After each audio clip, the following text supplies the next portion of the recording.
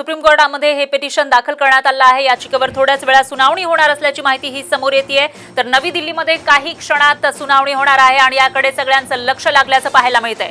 बंडखोर आमदारांनी सुप्रीम कोर्टामध्ये याचिका दाखल केली होती आणि परवा त्याच्यावर सुनावणी झाली। दोन्ही पक्षांचा युक्तिवाद झाला। त्यानंतर 11 जुलैपर्यंत जी स्थिती आहे ती जैसे थेच ठेवा असे आदेश सुप्रीम कोर्टाने दिले होते। मात्र त्यानंतर राजकीय घडामोडींना वेग आल्याचं पाहायला मिळालं। भाजपकडून राज्यपाल भगतसिंग कोश्यारी यांना विनंती करण्यात आली बहुमत चाचणी घेण्याची आणि त्यानुसार राज्यपालांनी आज तसे आदेश काढल्याचंही पाहायला मिळालं आहे। विशेष अधिवेशन बोलवा असे आदेश राज्यपाल भगतसिंग कोश्यारी यांनी काढलेले आहेत। मात्र हे अधिवेशन फ्लोर टेस्टसाठी फक्त 24 तासच उरलेले आहेत आणि सुप्रीम कोर्टाच्या आदेशाचं हे अवमान असल्याचं बोलत सेनेकडून याचिका दाखल करण्यात आली आणि त्याच्यावर आता थोड्याच वेळानंतर निर्णय येणार असल्याची माहिती आहे। त्याच्यावर सुनावणी होणार असल्याची माहिती आहे।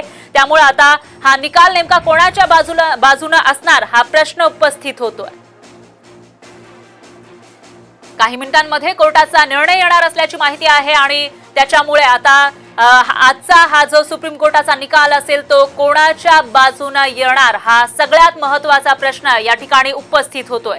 हा निर्णय महाविकास आघाडीच्या बाजूने असेल की राज्यपालांचा हा प्रश्न आहे। तर बंडखोर आमदार आधी गोव्याला जाणार असल्याची माहिती आहे। उद्या पहाटे ते गोव्यातून मुंबईला येणार असल्याचंही कळतंय। वेगवान अशा घडामोडी घडताना पाहायला मिळत आहेत। गुवाहाटी टू मुंबई वाया पणजी असा हा प्लॅन या बंडखोर आमदारांचा असल्याची एक्सक्लुझिव्ह बातमी आपण बघू शकताय साम टीव्हीवर। बंडखोर आमदारांचा जो प्लॅन आहे तो आपण या ठिकाणी बघताय। गोव्यातील ताजमध्ये 71 जे रूम आहेत ते बुक झाल्याची माहिती समोर येते। 3:30 वाजता गोव्याला जाऊन तिथं ते राहणार असल्याची माहिती समोर येते। गोव्यातील हॉटेल बाहेर कडक बंदोबस्त पाहायला मिळतोय आणि शिंदे गटाला पैसा पुरवला जातोय असा आरोप संजय राऊत यांनी थोड्याच वेळापूर्वी केलेला होता। तर गोव्यातील ताजमध्ये 71 रूम बुक झाल्याचंही कळतंय आणि आज 3:30 वाजता हे बंडखोर आमदारांचं विमान गोव्याला लँड होईल आणि त्यानंतर तिथं ते विसावतील आणि उद्या जे बहुमत चाचणीचे आदेश आलेले आहेत राज्यपालांकडून त्यानुसार ते मुंबईमध्ये येणार असल्याची माहिती समोर येते आहे। तर जो बंडखोर आमदारांचा प्लॅन आहे तो साम टीव्हीच्या माध्यमातून आपण बघू शकताय। दरम्यान थोड्याच वेळापूर्वी संजय राऊत यांनी याच्यावर काय प्रतिक्रिया दिली होती पाहूया। पर्यटन तो चल रहा है, पर्यटन गोवा में खत्म होगा, गोवा से मुंबई आना पड़ेगा। पैसे आएंगे कब आएंगे, या उधर भी पहाड़ देखेंगे, झाड़ देखेंगे, नदी देखेंगे, अच्छा अच्छा होटल देखेंगे। जो गुवाहाटी में बैठे हैं करने दो। दरम्यान असीम सरोदे कायदे तज्ञ आपल्या सोबत जोडले गेलेले आहेत याच्यावर बोलण्यासाठी। सरोदेजी आपण बघतोय की राज्यपालांचे आदेश निघाले आणि त्याच्यानंतर सेना आता सुप्रीम कोर्टामध्ये गेलेली आहे। तर तुम्हाला काय वाटतं या प्रकरणामध्ये पुढे नेमकं काय होऊ शकतं? तांत्रिक बाबी कायदेशीर बाबी काय असू शकतात? सगळ्यात पहिली गोष्ट लक्षात घेतली पाहिजे की भारतीय संविधानातल्या कलम 174 नुसार आणि 175(2) नुसार राज्यपालांना विधानसभेचं विशेष अधिवेशन बोलवण्याचे पूर्ण अधिकार आहेत। त्यामुळे त्याबद्दलची कायदेशीरता अगदी स्पष्ट आहे की राज्यपालांना ते अधिकार आहेत। पण केवळ एवढंच बघून चालणार नाही, कारण की 4 महत्वाचे कारण या संदर्भात लक्षात घेतले पाहिजे की सगळ्यात पहिले तर 16 आमदारांना अपात्र करण्या संदर्भातली प्रक्रिया सुरू झाली होती, ज्या संदर्भात आक्षेप घेण्यात आला। त्यानंतर नरळी झिरवळ जे आहे त्यांना अधिकार नाही आणि त्यामुळे ते अविश्वास ठराव त्यांच्यावर मांडण्यात आला बंडखोर उमेदवार आमदारांतर्फे। या दोन्ही प्रकरणामध्ये सर्वोच्च न्यायालयात प्रकरण पेंडिंग आहे। मग आपण जर पाहिलं की ते 16 आमदार आता जर फ्लोर टेस्ट घेतली तर बहुमत चाचणीमध्ये ते मतदान करू शकणार का, ते पात्र आहेत की अपात्र आहेत हा प्रश्न टांगणीला लागलेला आहे। तो नक्की झाला पाहिजे तरच पुढची प्रक्रिया होऊ शकते। विधानसभेचं कामकाज बहुमताच्या संदर्भातलं चालवण्यासाठी उपाध्यक्ष म्हणून नरहरी झिरवळ यांना अधिकार आहेत का, कारण का त्यांच्यावर अविश्वास ठराव याच बंडखोर आमदारांनी आणलेला आहे। मग त्या संदर्भात सुद्धा प्रकरण पेंडिंग आहे आणि म्हणून कोर्टाने 12 तारीख पुढची दिली होती की त्यापूर्वी सगळ्या अपात्र ठरवण्यात येण्याची प्रक्रिया असलेल्या आमदारांना संधी द्यावी त्यांचं म्हणणं मांडण्याची, त्यानंतर प्रक्रिया पूर्ण करून कोर्टाला सांगावं। मग आता हे पेंडिंग असताना अशा प्रकारे राज्यपालांनी घाईघाईने त्यांच्या अधिकारांचा वापर करणं तसं पाहिलं तर संयुक्तिक दिसत नाही. त्यानंतर दुसरा महत्वाचा मुद्दा आहे की सगळेच आमदार काही चार्टर फ्लाईटनी प्रवास करत नाही आहेत. तर अनेक आमदार हे दूर येणार आहेत मतदानासाठी, या बहुमत चाचणीसाठी. त्यांना येण्यासाठी पुरेसा वेळ मिळाला का, पुरेसा वेळ दिला का, हा सुद्धा प्रश्न असणार आहे. आणि म्हणून मला असं वाटते की या सगळ्या प्रश्नांचा विचार, याला आपण फॅक्ट्स आणि सर्कमस्टन्सेस असं म्हणतो की घटनाक्रम आणि परिस्थिती, याचा विचार सर्वोच्च न्यायालयामध्ये आता शिवसेनेने आव्हान दिलेलं आहे राज्यपालांच्या बहुमत चाचणीच्या निर्णयाच्या संदर्भात. आणि त्यावर हा विचार होत असताना हे 4-5 मुद्दे नक्कीच लक्षात घेतले जातील असं मला वाटतंय. सरोदीजी, असंही म्हटलं जात होतं महाविकास आघाडीकडून की परिस्थिती जैसे थेच ठेवा असे आदेश सुप्रीम कोर्टाचे होते, तरी सुद्धा राज्यपालांनी फ्लोर टेस्टचे आदेश काढले. हा सुप्रीम कोर्टाचा अवमान असल्याचं बोललं जात आहे, हे अयोग्य असल्याचं बोललं जात आहे. त्यावर तुमचं काय प्रतिक्रिया आहे? बघा, जैसे थेची ऑर्डर जी दिलेली आहेत ना, त्याचा एक मजेशीर भाग आपण लक्षात घेतला पाहिजे. जैसे थेची ऑर्डर दिलेली आहे म्हणजे ते उमेदवार किंवा आमदार अपात्र नाहीत, त्यामुळे ते आमदार पात्र आहेत, ही परिस्थिती जैसे थे असा त्याचा अर्थ आहे. आणि तसंच अविश्वास ठराव जो मांडला होता नरहरी झिरवळवर, त्याची सुद्धा परिस्थिती जैसे थे, याचा अर्थ नरहरी झिरवळ अजूनही सभापती म्हणून काम करू शकतात, त्यामुळे त्यांना त्यांच्यावर कोणताही अविश्वास ठराव आलेला नाही, अशा पद्धतीने परिस्थिती जैसे थे. आणि हा विचारच लक्षात घेऊन किंवा हा अन्वयार्थ लक्षात घेऊन राज्यपालांनी त्यांच्या अधिकारांचा वापर करून 174 आणि 175(2) नुसार बहुमत सिद्ध करण्यासाठी विशेष सभागृह बोलवलेला आहे आणि तो त्यांना अधिकार आहे. आता या राज्यपालांच्या ऑफिस तर्फे अशा प्रकारचा प्रतिवादच केला जाणार आहे की आम्ही अधिकारांचा वापर केलेला आहे, जैसे ते परिस्थिती आहे म्हणजे ते आमदार अपात्र नाही आहेत. आणि झिरवळ सुद्धा हे अविश्वास ठराव झालेला नसल्यामुळे ते सुद्धा सध्या पदावर कायम आहेत. आणि म्हणून जैसे ते परिस्थितीमध्ये मला राज्यपाल म्हणून कोणत्याही प्रकारचे निर्णय घेऊ नये असे कोणतेही निर्देश दिलेले नाही आहेत. तर मी जो निर्णय राज्यपाल म्हणून घेतलाय तो बरोबर आहे, अशा प्रकारचा युक्तिवाद केला जाऊ शकतो. सरोदे सर, पण आणखी एक जो युक्तिवाद केला जातोय महाविकास आघाडीकडून, थोड्या वेळापूर्वी चव्हाण म्हणाले होते की एकनाथ शिंदेचा जो गट आहे त्याला अजूनही अधिकृत मान्यता मिळालेली नाहीये. मग त्या पार्श्वभूमीवर नेमकं काय होऊ शकतं?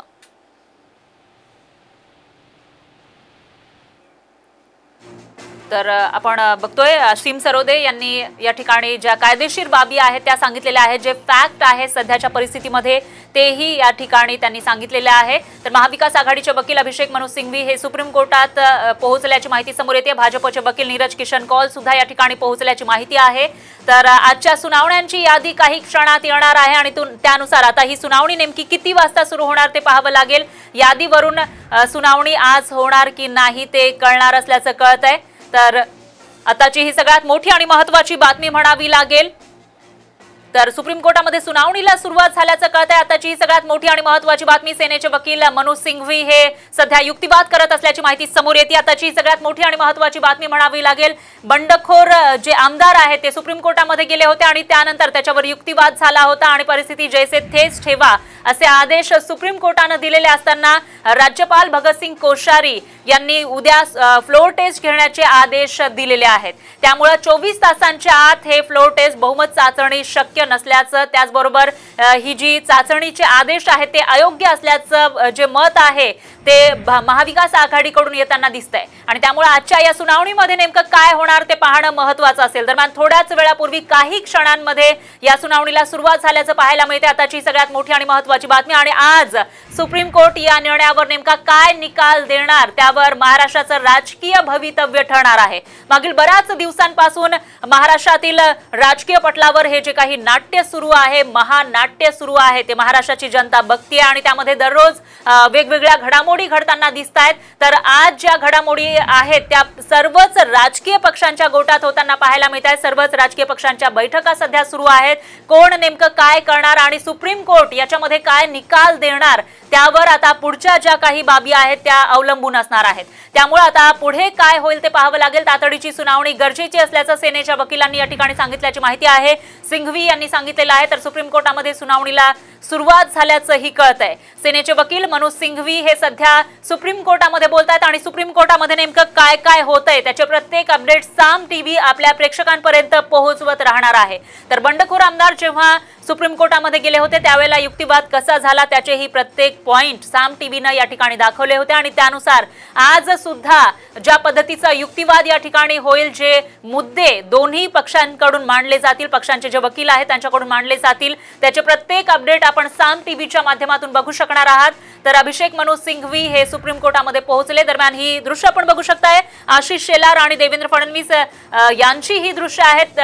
भाजपच्या गोटात सुद्धा सध्या खलबत सुरू असल्याचं पाहायला मिळतंय। तर दुसरीकडे सुप्रीम कोर्टामध्ये सुप्रीम सुनावणीला सुरुवात झालेली आहे। अभिषेक मनोज सिंघवी जे सेनेचे वकील आहेत ते या ठिकाणी बोलत असल्याची माहिती समोर येते आणि आज त्यांनी ही जी याच्यावर तातडीची सुनावणी गरजेची असल्याचं म्हटलेलं आहे, कारण फक्त 24 तास हे महाविकास आघाडीकडे आहेत आणि 24 तासांच्या आतमध्ये बहुमत चाचणी घ्या असे आदेश राज्यपाल भगतसिंग कोश्यारी यांनी काढलेले आहेत। त्यामुळे याच्यावर त्या 24 तासांच्या आतच निर्णय येणं अपेक्षित आहे। तो निर्णय आला तरच पुढे नेमकं काय करायचं ते पाहावं लागणार आहे। तर आताची ही सगळ्यात मोठी आणि महत्त्वाची बातमी, प्रत्येक क्षणाचे ताजे अपडेट आपण बघू शकताय साम टीव्हीच्या माध्यमातून। राज्यपालांचे आदेश हे बेकायदेशीर असल्याचं सेनेकडून सांगण्यात आलं आहे सुप्रीम कोर्टामध्ये आणि सुनावणीला सुरुवात झालेली आहे। त्यामुळे सुनावणीमध्ये नेमकं काय काय होणार ते पाहावं लागेल। तर देवेंद्र फडणवीस या ठिकाणी दिसून येत आहेत। दुसरीकडे भाजपच्या गोटात सुद्धा हालचालींना वेग आला आहे। आज महत्त्वाची बैठक भाजपची होणार आहे आणि त्यामध्ये महत्त्वाच्या नेत्यांची ही बैठक असेल अशी माहिती मिळते दुपारी 2 वाजता आणि त्यानंतर संध्याकाळच्या सुमारास जे आमदार आहेत त्यांच्यासोबत सुद्धा बैठक होणार असल्याची माहिती आहे। भाजपच्या सर्व आमदारांना मुंबईत येण्याचे आदेश देण्यात आले आहेत। याशिवाय काँग्रेस असेल, एनसीपी असेल यांच्याही आमदारांना मुंबईमध्ये येण्याचे आदेश देण्यात आले आहेत, कारण राज्यपाल भगतसिंग कोश्यारी यांनी उद्याच बहुमत चाचणी घेण्याचे आदेश दिलेले आहेत, विशेष अधिवेशन बोलावण्याचे आदेश दिलेले आहेत आणि त्या विरोधात आता सेना कोर्टात गेल्याचं पाहायला मिळतंय। तर याचिका दाखल होणार का ते पाहावं लागत होतं आतापर्यंत। तर कोर्टानं या ठिकाणी विचारलेलं आहे फ्लोर टेस्ट कधी आहे अशी माहिती समोर येते। तर जी सुनावणी सध्या सुरू आहे सुप्रीम कोर्टामध्ये त्याचे प्रत्येक अपडेट आपण बघतोय। कोर्टाने नेमकं काय विचारलेलं आहे आणि सेनेचे वकील काय सांगतायत तेही आपण या ठिकाणी बघू शकताय। अवघ्या राज्याचं सुप्रीम कोर्टाकडे आज लक्ष लागलेलं आहे, कारण महाराष्ट्राचं राजकीय भविष्य आजच्या या सुनावणीवर अवलंबून आहे। कोर्ट नेमका कोणाच्या बाजूने निकाल देणार, राज्यपाल भगतसिंग कोश्यारी यांनी जे आदेश काढलेले आहेत त्या बाजूने की महाविकास आघाडीने हे आदेश कोर्टाचा अवमान करणारे असल्याचं म्हटलेलं आहे। त्याचबरोबर 24 तासांच्या आत बहुमत चाचणी शक्य नसल्याचं म्हटलेलं आहे, त्याविषयी असणार ते पाहावं लागेल। तर याचिका दाखल व्हावी का यावर युक्तिवाद सध्या सुरू असल्याची माहिती आहे। सेना भाजपचे वकील या ठिकाणी युक्तिवाद करत असल्याची माहिती समोर येते। त्यामुळे आता ही याचिका दाखल व्हावी की नाही याच्यावरच सध्या युक्तिवाद। तर याच्यावर संध्याकाळी 5 वाजता सुनावणी होणार असल्याची माहिती आहे। आताची सगळ्यात मोठी आणि महत्त्वाची अपडेट आपण बघतोय, आज संध्याकाळी 5 वाजता याच्यावर सुनावणी होणार आहे। त्यामुळे आता या सुनावणी वेळी नेमकं काय होतं आणि काय निकाल येतो ते पाहावं लागणार आहे। तर ही याचिका दाखल व्हावी की नाही याच्यावरच आता जो युक्तिवाद आहे तो काही मिनिटांपूर्वी सुरू झाला होता आणि त्यानुसार ही जी याचिका दाखल झाल्याचं कळतंय, कारण त्याच्यावर संध्याकाळी 5 वाजता सुनावणी होणार असल्याची माहिती आहे। त्यामुळे नेमका आता कोर्टाचा निकाल काय येणार आणि त्यानंतर जी बहुमत चाचणी आहे त्याच्यावर स्टे येणार की उद्याच बहुमत चाचणी होणार ते पाहावं लागेल। आज संध्याकाळी 5 वाजता सुनावणी होणार असल्याची माहिती समोर येते। त्यामुळे आजच्या या सुनावणीमध्ये काय काय होणार तेही पाहावं लागणार आहे। आज संध्याकाळी या सुनावणीची वेळ देण्यात आलेली आहे। तर त्यामुळे आता पुढे नेमकं काय होणार आणि सेनेकडून कशा पद्धतीने युक्तिवाद केला जाणार, दुपारी 3 पर्यंत कागदपत्र सादर करण्याचे आदेश देण्यात आले आहेत। तर याविषयी अधिक माहितीसाठी आपले प्रतिनिधी महेश बागल आपल्याला अधिक माहिती देणार आहेत। मात्र बहुमत चाचणी होणार की नाही ते 5 वाजता कळणार असल्याचं कळतंय। तर आताची ही सगळ्यात मोठी आणि महत्त्वाची अपडेट म्हणावी लागेल, सेनेनं कोर्टात धाव घेतलेली आहे बहुमत चाचणीचे आदेश येताच आणि त्यानंतर आता ही याचिका दाखल व्हावी की नाही त्याच्यावरच अजून फैसला येणं बाकी आहे। त्याच्यावर 5 वाजता सुनावणी होणार असल्याची माहिती आहे आणि त्यामध्ये ही याचिका नेमकी दाखल होणार की नाही त्यावर निर्णय येणार आहे। तर याविषयी अधिक माहितीसाठी आपले प्रतिनिधी महेश बागल हे आपल्यासोबत फोन लाईनवर जोडले गेले आहेत। महेश, काय सांगाल, सेनेनं कोर्टात धाव जरी घेतली असली तरी देखील त्यांची ही याचिका दाखल व्हावी की नाही याच्यावरच निर्णय आज 5 वाजता येऊ शकतो असं म्हटलं जाते. काय सांगाल?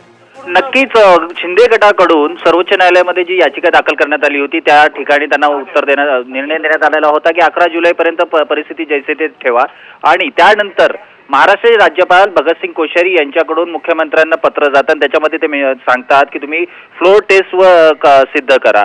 म्हणजेच उद्या गुरुवार आहे आणि गुरुवारी ही फ्लोर टेस्ट त्यांना सिद्ध करायची आहे.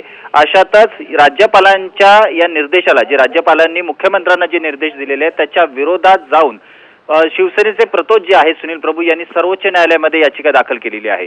या याचिकेच्या माध्यमातून शिवसेनेतर्फे मनोज सिंघवी ॲडव्होकेट मनोज सिंघवी हे याचिकेमध्ये त्यांनी वकालतनामा घेतलेला आहे आणि त्याच्यामध्ये त्यांनी आज कोर्टामध्ये जी सुनावणी झाली होती त्याच्यामध्ये जस्टिस कांत यांच्यासमोर आपलं म्हणणं मांडलेलं होतं.